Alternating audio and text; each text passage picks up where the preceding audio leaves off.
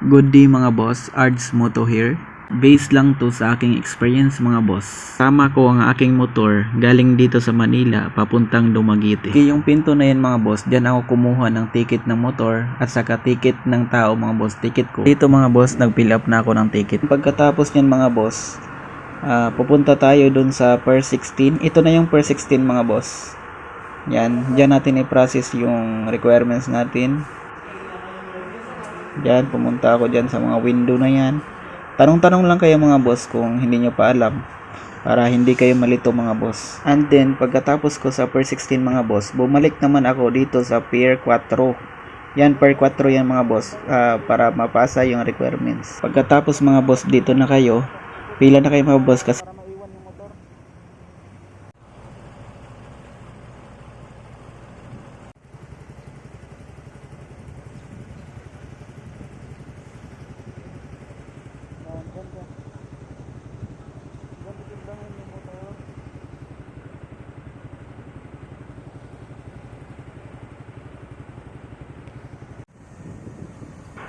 yun, Raider 150 nga pala yung motor ko mga boss. Pagkatapos dito mga boss, pumasok na ako sa loob. Ayan mga boss, dyan ako sa loob nyan. Binidyohan ko na yung tugu. Yan yung sasakyan natin mga boss papuntang Dumaguete. Yan. Okay, singit ko lang mga boss.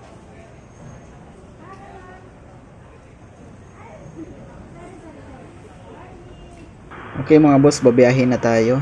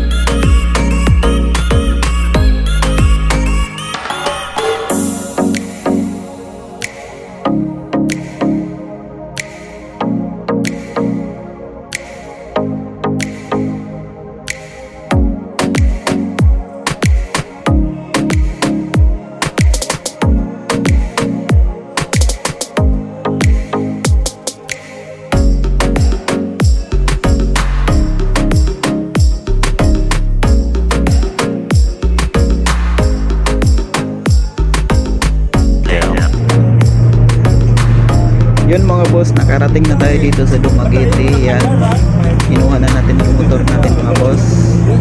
Ayan pala yung Raider ko mga boss, yung kinarga natin dito sa tubo. Yun mga boss, thank you for watching. Yan lang mga boss, yan pala yung Dumaguete, yung lugar namin. Sobrang ganda dyan.